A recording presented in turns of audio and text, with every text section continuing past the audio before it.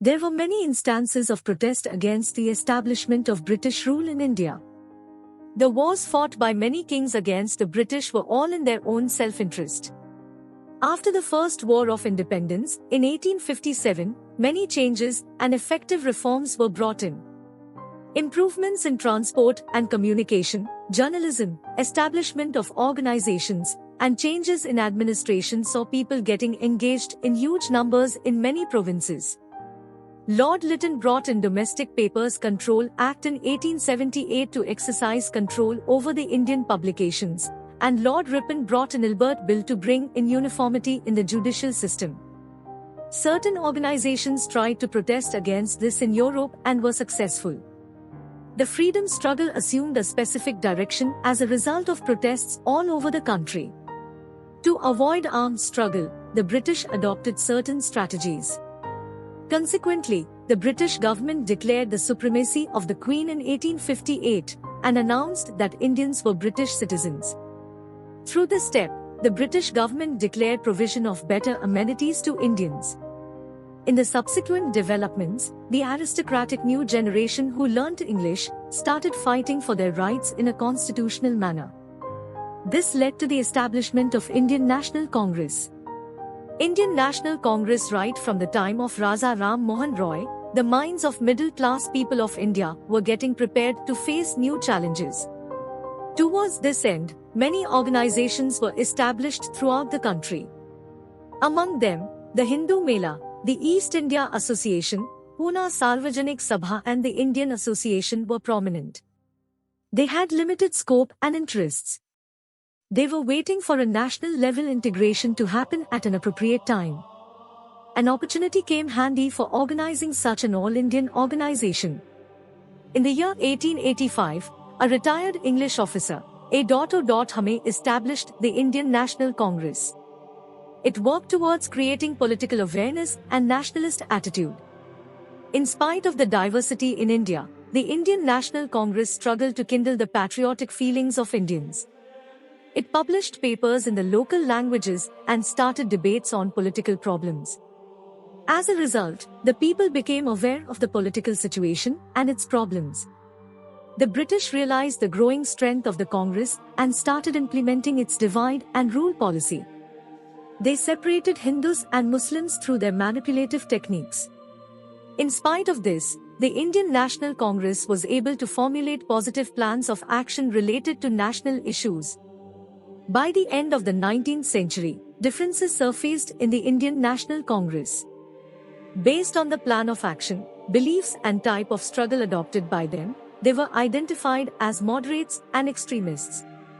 First phase, moderates, 1885 to 1906. Traditionally, the first 20 years of the beginning of Congress are called the moderate age.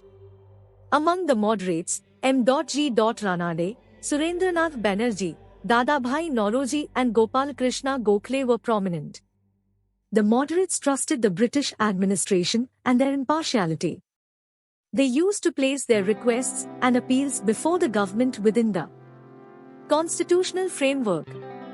The moderates taught people about political situations. They conducted meetings, discussed problems, and placed before the government various requests related to development of industries, reduction of military expenses, improvement in educational standards, forcing the British government to take up studies about poverty in the country, etc. For the first time, the moderates critically analyzed the ill effects of the British rule in India.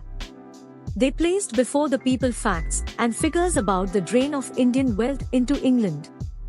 Dadabhai Nauroji explained about the transfer of Indian wealth to England and called it as drain theory. He maintained that encouraging imports and reducing exports created a situation unfavorable to India, leading to drain of wealth. Since India had to bear the burden of paying wages, pension and administrative expenses of British officials, a lot of wealth was flowing into England. The age of moderates is also called the age of generous nationalism. Second phase, extremists, 1906 to 1920, one group of Congress members who became unhappy with the mild attitude of the moderates called them political beggars. Those who criticized the moderate thinking and propagated extremist ideas were known as extremists. Aurobindo Ghosh, Lala Lajpat Rai, Bipin Chandra Pal and Bal Gangadhar Tilak were the prominent extremist leaders. Partition of Bengal. Bengal was the center of protests and anti-British sentiments. In order to curb this, Viceroy Lord Curzon proposed a plan to divide Bengal, citing administrative problems. East and West Bengal based on Muslim and Hindu population were created. Thus, by creating differences between the two communities, they tried to reduce the intensity of freedom struggle. Extremists opposed the partition of Bengal in the year 1905, highlighting it as an example of divide and rule policy. Protests started mounting throughout the country against the division of Bengal. The Swadeshi movement was very important among these protests. Swadeshi movement called for a ban on Western goods and the organization supporting the import of European items. They encouraged the people to use Indian goods. In the backdrop of these explosive protests, in 1911 the British government withdrew the declaration of partition of Bengal. Extremists maintained that good. Do you know this? Tilak inspired nationalism in people through Ganesha festival and Shivaji birthday celebrations. Administration cannot be a substitute for independence. Tilak declared, "Swaraj is my birthright, and I will get it at any cost." Thus, an independent India was the aim of extremists. They started preparing the common people for freedom struggle. Through religious functions they started organizing people for a freedom movement. Lokmanya Tilak utilized his Kesari in Marathi and Maratha newspaper in English for freedom struggle. Through these papers he called for the active participation in the fight for freedom. He was imprisoned for his revolutionary articles and inquiries were instituted against him. He wrote Geetha Rahasya in the jail. The role of revolutionaries in freedom struggle. The revolutionaries dreamt of a totally free India. They strongly believed that the British could be thrown out of India only by violent means. They started establishing their secret branches in India and abroad and engaged in collection of money, arms and training of people. Anushalana Samiti and Abhinava Bharatha were important organizations of this kind. They used bombs and firearms to achieve their objectives. The government tried their best to suppress them. The revolutionaries were arrested for murder attempts. They were declared guilty and given life imprisonment. Many were hanged to death. V.D. Savarkar, Aurobindo Ghosh, Shyam Krishna Verma, Madam Kama, Khudiram Bose, Ramprasad Bismil, Bhagat Singh and Chandrasekhar Azad were prominent revolutionary leaders. The dream of the revolutionaries of gaining independence through forceful means did not succeed. However, they were a powerful source of inspiration for the national freedom movement. Some of the extremists in the later years continued their struggle as revolutionaries. Prominent among them was Aurobindo Ghosh. Gadian Liu, the Christian missionary and the power of the British was taking control of the whole of northeast India. Knowing about this, Jadonang of the Naga tribe, and youngster built a huge army to fight against the British. But there was no place for the ladies. So Gadian Liu, and young lady collected ladies of northeastern India and joined Jadonang to fight the British. She joined the Herakka religious movement along with Jadonang. British government imprisoned Jadonang at Silchar jail and later hanged him to death on 29 August 1931. Gadian Liu took charge of the army and led the movement against the British. In just 8 months the British were taken aback. She fought on the lines of guerrilla warfare. The entire villages of Northeast cooperated. Thousands of people joined her army. Some of the traitors gave information about her to the British. MacDonald, who was against her, got information from Dr. Haralu and imprisoned her. She was in jail from 1930 to 12 October till India became free. Haralu was awarded with Kaiser-e-Hind by the British. Final phase, Gandhian era. 1920 to 1947, Gandhiji got his barrister degree in England and Gandhiji in South Africa started his law practice in South Africa. The British, who were ruling South Africa, practiced apartheid and discriminated mainly against Africans and Indians.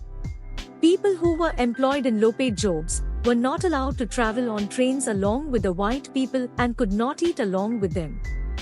The British treated them mercilessly. Gandhiji brought together the people who were discriminated against and carried out agitations and protests against the British in a peaceful, non-violent manner. The success that he got to his movement against the British in South Africa inspired Gandhiji to do the same in India and achieve freedom from the British. In the freedom movement of India, 1920 to 1947 is also termed Gandhian age. Gandhiji was in the forefront of the struggle till India won her independence. With the entry of Gandhiji, the freedom movement gained a new dimension. Gandhiji made use of indirect protests, non-violence, and satyagraha as the main instruments for the freedom struggle. He wrote about his principles in the newspaper Young India.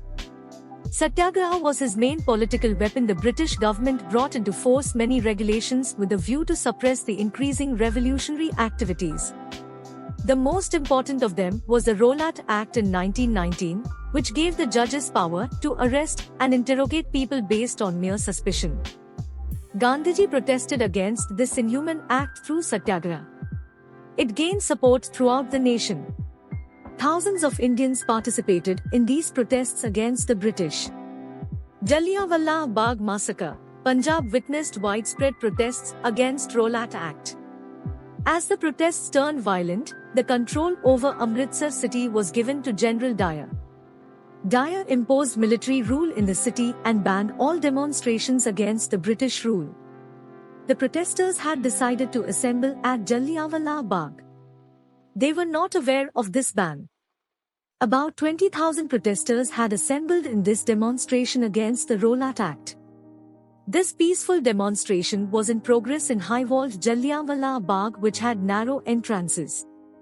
General Dyer arrived at this place without any previous warning with his army and attacked the protesters from all sides with firearms. In this massacre, about 379 people died and thousands suffered serious injuries. This incident is called Jallianwala Bagh tragedy. The government appointed Hunter Commission to conduct an inquiry into the Jallianwala Bagh tragedy, but it was of no consequence. The atrocities against Indians continued. Khilafat movement. The British had plans to demolish the Ottoman Empire during the I World War. The Turkish emperors of the Ottoman Empire were Muslim caliphs. Due to this, the hatred against the British grew in the minds of Indian Muslims. Ali brothers started the Khilafat movement in India in order to support the Turks. Gandhiji believed that only if Hindus and Muslims fought together against the British would leave the country. In this context, he felt that participation of Muslims in the Congress was vital. Hence, Gandhiji declared his support to the Khilafat movement. This turned out to be a joint Hindu-Muslim nationwide movement against the British.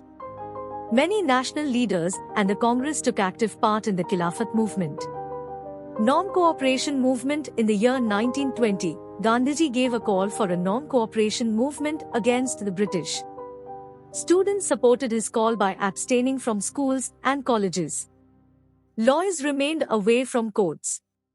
Indian dignitaries returned all the awards given by the British. Supporting this movement, Motilal Nehru and C. R. Das sacrificed their law careers. During this period, there was a stiff opposition to the visit of the British prince. There were widespread agitations against the visit throughout the country. After seeing the intensity of the agitation, fear surfaced in the mind of the British. At this juncture, thousands of people jumped into the freedom struggle at Chauri Chaura in Uttar Pradesh. In the year 1922, police used their force against peaceful protesters. Enraged by this, the people tried to enter the police stations. Police resorted to firing. When their ammunition got exhausted, the police ran into the station. The angry protesters set the police station on fire. About 22 police were burnt alive inside the station. This incident is termed Chauri Chaura incident in history. The incident made Gandhiji unhappy. Gandhiji resented the violent incident and withdrew his non-cooperation movement.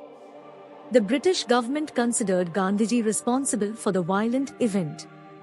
It sentenced him to prison for 6 years. But in 1924, Gandhiji was released citing the reason of ill health. Through the 1919 Act, Indians were given the opportunity to contest elections.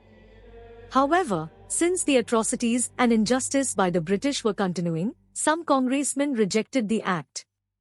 With an intention of contesting elections in the future, Motilal Nehru and C. Das, along with some other congressmen, established Swaraj Party in 1923.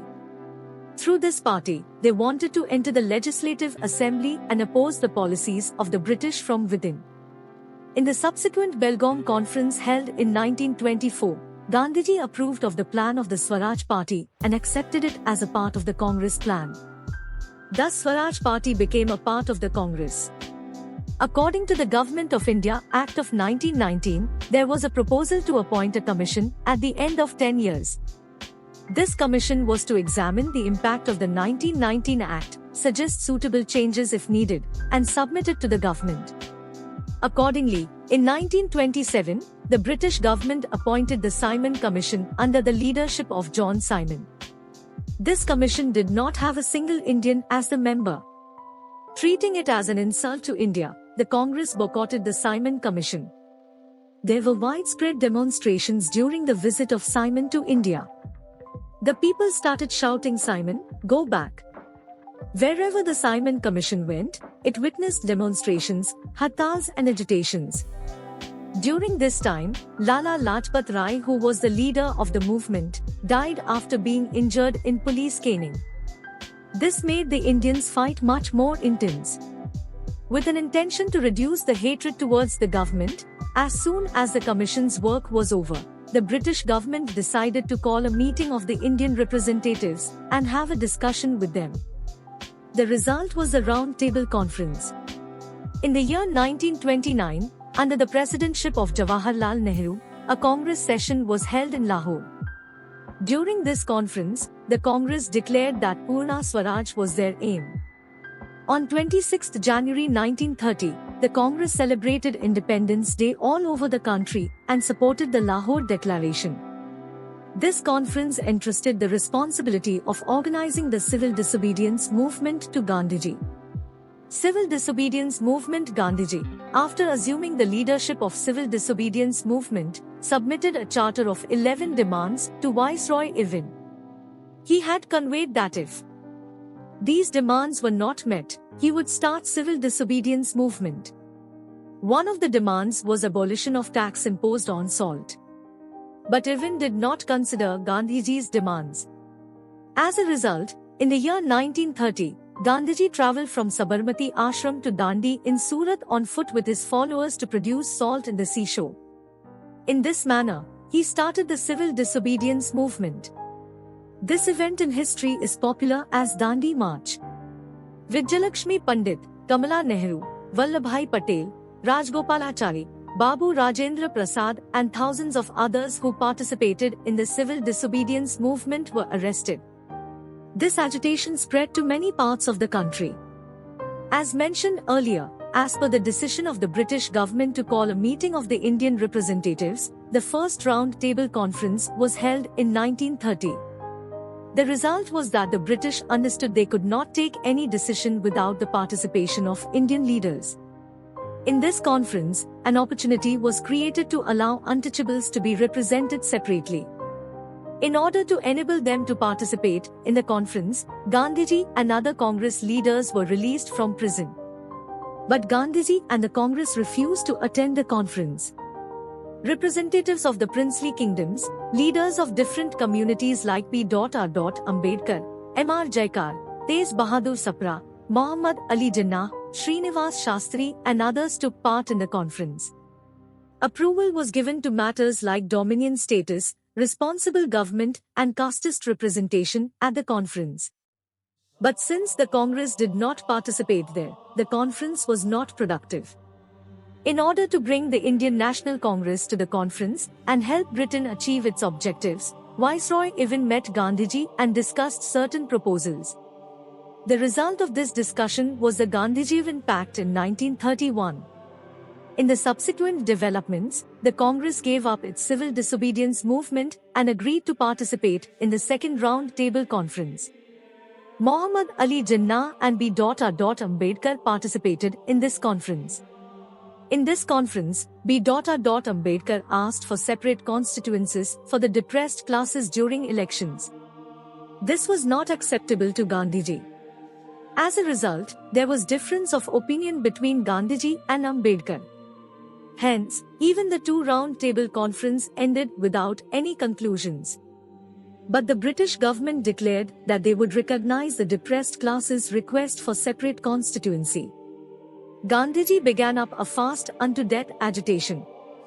Attempts were made to placate Ambedkar. Consequently, Pune Agreement was reached. As per this agreement, out of the existing constituencies, some were reserved for depressed classes. In such places, only depressed classes leaders had 5 nominations as representatives of all people.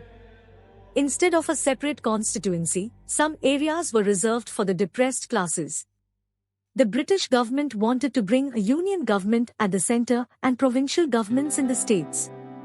With this intention in mind, towards the end of 1932, it called for the Third Round Table Conference. The Congress was not happy with the system suggested by the government and hence did not participate in the conference. The British government had intended to bring about many reforms through the round table conferences. In this backdrop, in 1935, the Indian Government Act was promulgated. This act had provisions for an Indian Union and provincial independence. Indians got political rights. Due to this, the Congress and Muslim League participated in elections. The Congress won the elections and formed a provincial government. When the Two World Wars started, as a result of political developments in Europe, the Indian Viceroy unilaterally declared war against Germany. This was opposed by the Congress, which walked out of the cabinet. Gandhiji started an agitation opposing the Viceroy's decision. In order to pacify the Indians, Stafford Cripps was sent for mediation. Quit India Movement. The British government in the year 1940 to Quit India Movement sent Stafford Cripps to India for peace talks. Cripps' commission put forward certain suggestions in front of Indians. Giving dominion status to India, forming a constituent assembly for the purpose, and giving freedom to the states to either join or remain out of the union were some of the suggestions. These suggestions were not acceptable to Congress. On the 8th of August 1942, the Congress started the Quit India movement. Vallabhbhai Patel, Abul Kalam Azad, Gandhiji gave a call to the Indians to do or die. In this context, many leaders like Gandhiji, Nehru, Rajendra Prasad, Abul Kalam Azad, Sardar Vallabhbhai Patel, Acharya Kripalani, Kasturba Gandhi and others were imprisoned. Since most of the Congress leaders were in jail, organizations other than the Congress came into the limelight. This movement paved the way for the emergence of new leaders. Jayaprakash Narayan assumed leadership of the movement. He was a prominent leader of the socialist wing of the Congress. He carried out many revolutionary activities along with his followers throughout India. The socialists implemented their plans through a group titled the Freedom Struggle Front. Through that organization, they imparted training to workers. They urged the people to participate in the freedom struggle. They collected funds and gave a proper direction to the movement. The interesting fact is that, at this time, Indians participated voluntarily in the Quit India movement.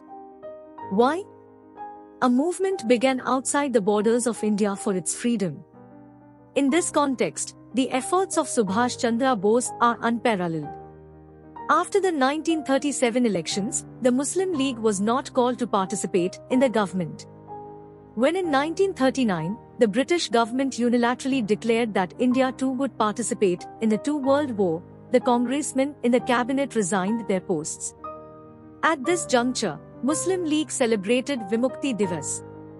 It did not participate in the Quit India movement. It put forward its proposal for the partition of India. Do you know this? Asoor incident, Essa is a village near Shikaripura in the Mysore province. During the independence struggle, this village was named Swatantra Halli. Here everybody wore the Gandhi cap. The villagers prohibited officials from entering the village, but those officials who visited the village in 1942 were forced by the activists to wear the cap. The sub-inspector who was with the officials protested against this and fired at the crowd. The enraged people killed him. Historically, this incident is referred to as a Sool incident. Farmers and laborers' protests in the freedom struggle. Farmers and labor organizations have also played a prominent role. Some of the organizations were influenced by the Congress, while others followed Marxist principles.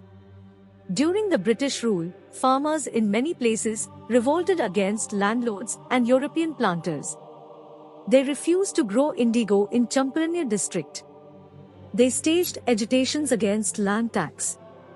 Gandhiji persuaded the British to abolish tax through satyagraha. As a part of the national freedom struggle, the Congress tried to organize the farmers.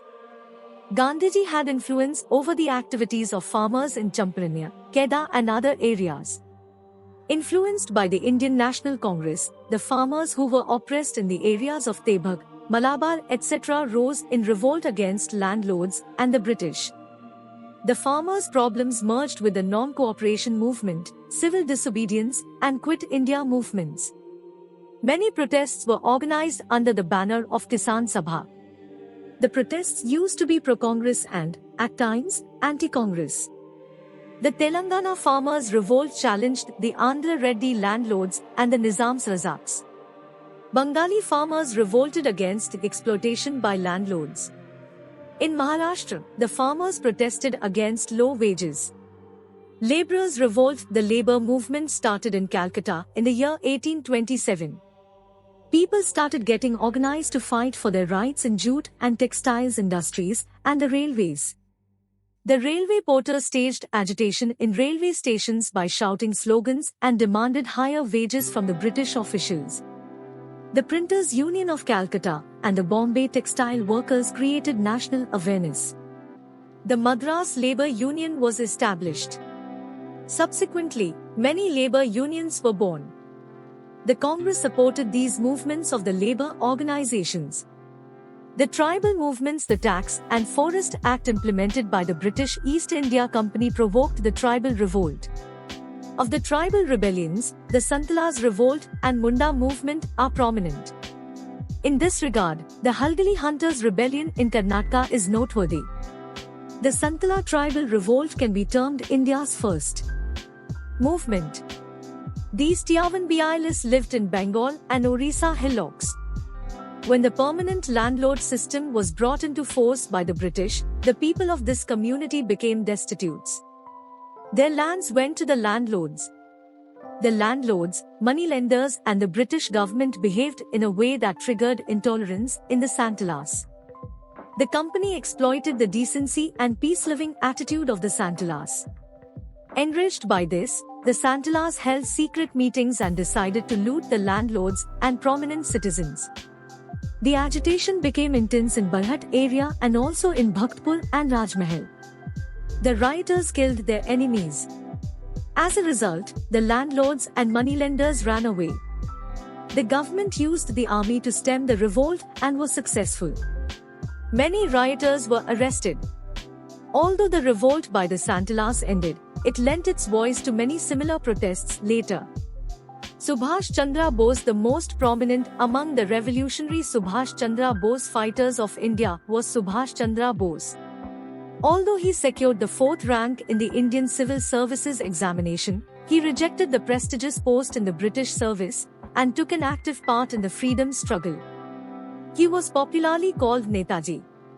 As a parallel to the peaceful struggle of Gandhiji, in the early part of the 1930s, Subhash Chandra Bose was engaged in the attempt to organize Indians settled abroad and equip them for fighting against the British.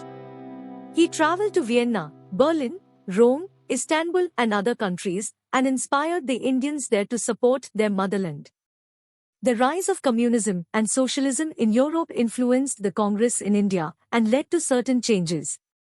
Socialist leftist ideology affected many people in the Congress too. In this backdrop, Jawaharlal Nehru and Subhash Chandra Bose established the Congress Socialist Party in 1934. With Gandhiji's support, Bose, do you know this?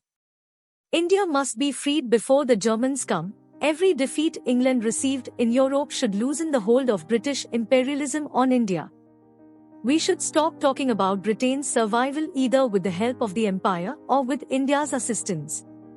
In these troubled times, India should first think about itself. Subhash Chandra Bose became the president at the Haripur session of the Indian National Congress.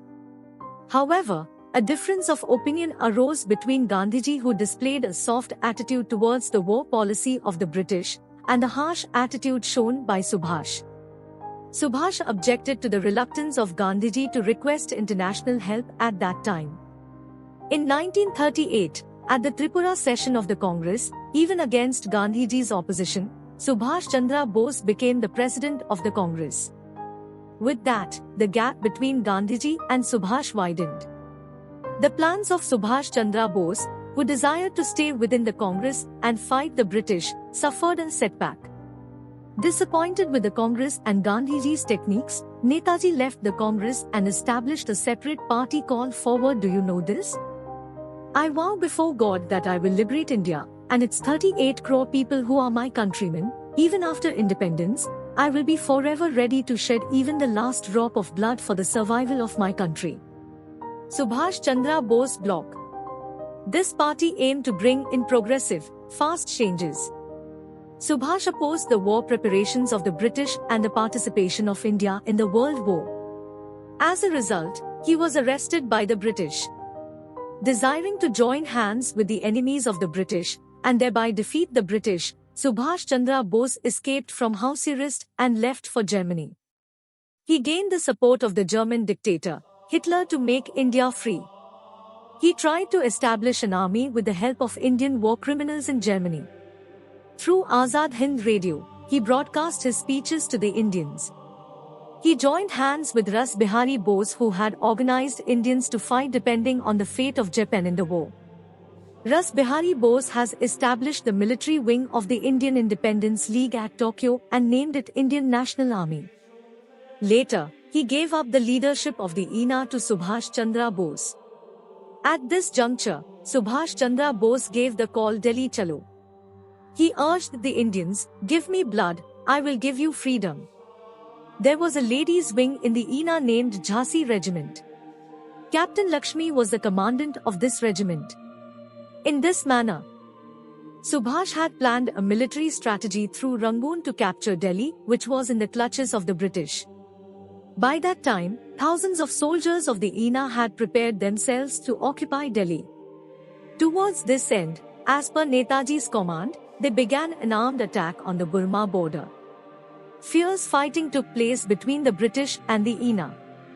In the midst of this, Subhash died in a plane accident. This news has remained controversial ever since. It is believed that the death of Netaji was a hoax. The British Army captured the Burmese capital, Rangoon, and arrested the INA members. Later days saw many attempts of most of the Congress leaders, including Gandhiji, working towards release of the INA soldiers. Dr. B.R. Ambedkar. Dr. B.R. Ambedkar strongly believed that political Dr. B.R. Ambedkar independence was meaningless without social independence. He maintained that if a person from the lowest of the low classes did not get social and economic freedom, political freedom did not matter at all, it remained only a mirage.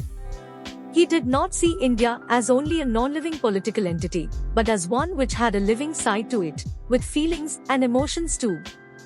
He carried out a study of the caste system and came up with a plan to eradicate it. In order to prove that the untouchables had been denied basic facilities, he started Mahad and Kalram temple movements. He attended the 3 round table conferences and gave valuable suggestions. Differences of opinion surfaced between Gandhiji and Ambedkar with regard to the leadership of untouchables and upliftment of Harijans. The demand for a separate electoral constituency for untouchables brought about a conflict between Gandhiji and Ambedkar. Ambedkar was a Diwan in the court of the Maharaja of Baroda. He carried out his responsibilities as a member of the Mumbai Legislative Council and, later, Viceroy Executive Council, with great meticulousness. Ambedkar did not join the Congress party. Instead, he established an organization Bahishkrita Hitkarini Sabha and two separate parties named Swatantra Karmika Party and Republican Party of India. He published various newspapers like Prabuddha Bharatha, Janata, Muknayaka and Bahishkrita Bharatha. He stayed away from communist and socialist approaches and worked towards progress of agricultural laborers. The constitution was framed as a guiding force. Do you know this? A leader without newspapers is like a bird without wings. Dr. B.R. Ambedkar for independent India.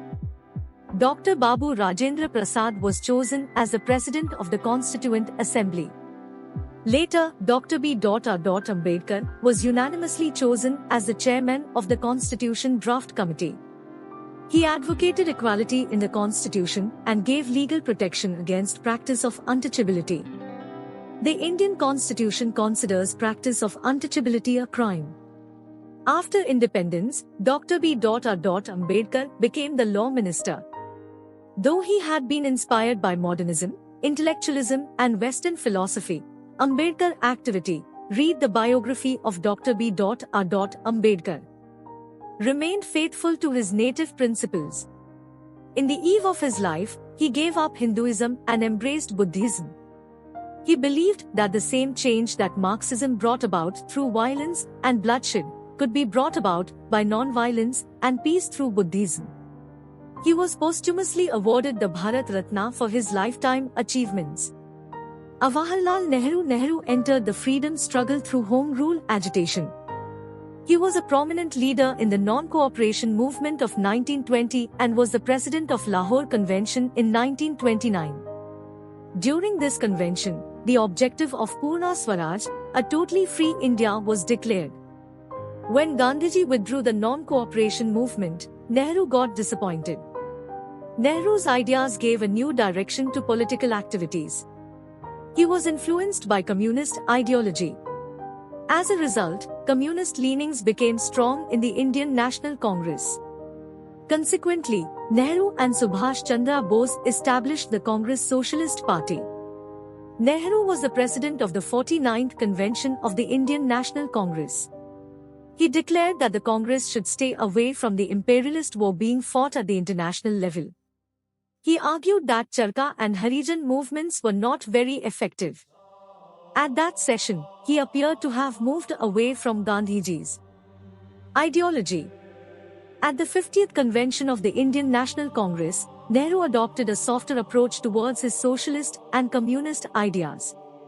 He declared, "Today Congress supports complete democracy in India, and it will fight for democracy, not socialism." We see Prime Minister Nehru as the architect of industrialization and modern India. He also supervised, under the leadership of Home Minister Sardar Vallabhbhai Patel, who was popularly known as Iron Man, to bring together all the princely states and merge them with the Union of India. Later, Nehru laid the foundation for Indian democracy by reorganizing all the states on the basis of language. A mixed economic system which had principles of both capitalism and socialism was his contribution to modern India. He believed that growth was possible through intense industrialization. He was the pioneer who envisaged the development of India through 5-year plans. With regard to foreign policy, India abandoned the political stand of the two groups and advocated non-alignment policy. On the basis of Panchasheel principles, he remained away from power politics and aimed to implement the formula of peace and harmony. He died in 1964. Muhammad Ali Jinnah joined Jinnah and Gandhiji Indian National Congress in 1906 and worked as private secretary to Dadabhai Nauroji. He defended Tilak in court cases where he was accused of provoking unrest, and this brought him great appreciation. He joined Home Rule League movement. In many conferences that took place in 1916, he spoke about the need for unity between Hindus and Muslims. Since he was being seen as a pro-Muslim politician, he opposed the British legacy. Condemning the Rowlatt Act, He resigned from his post in the Central Legal Advisory Committee. He declared that he was a nationalist Muslim in the Round Table conferences. When in 1937, the Congress and the Muslim League failed in forming the government after the elections, he changed his strategy.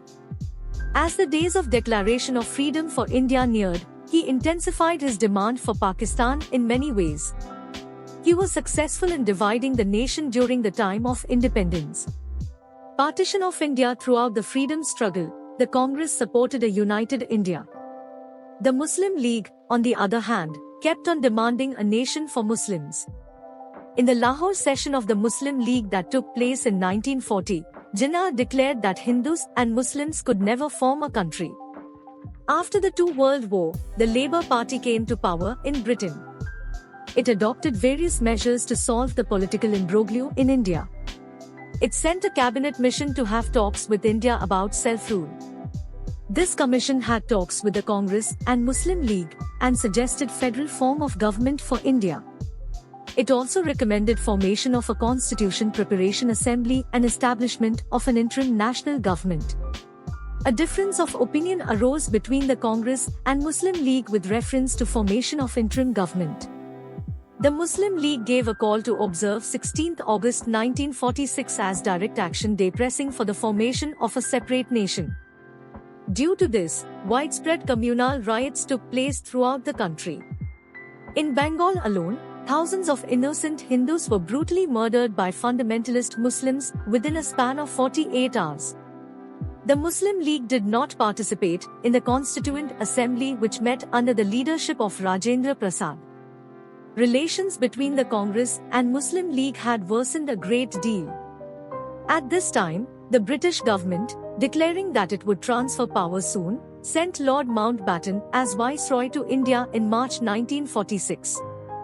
Mountbatten had talks with Gandhiji, Jinnah and others, and framed a plan to divide India. In July 1947, the India Independence Bill was passed and became an act. Accordingly, on 15 August 1947, two nations named India and Pakistan came into existence. Radcliffe Commission marked the boundaries of these nations. Pandit Jawaharlal Nehru took the oath as the first Prime Minister of India.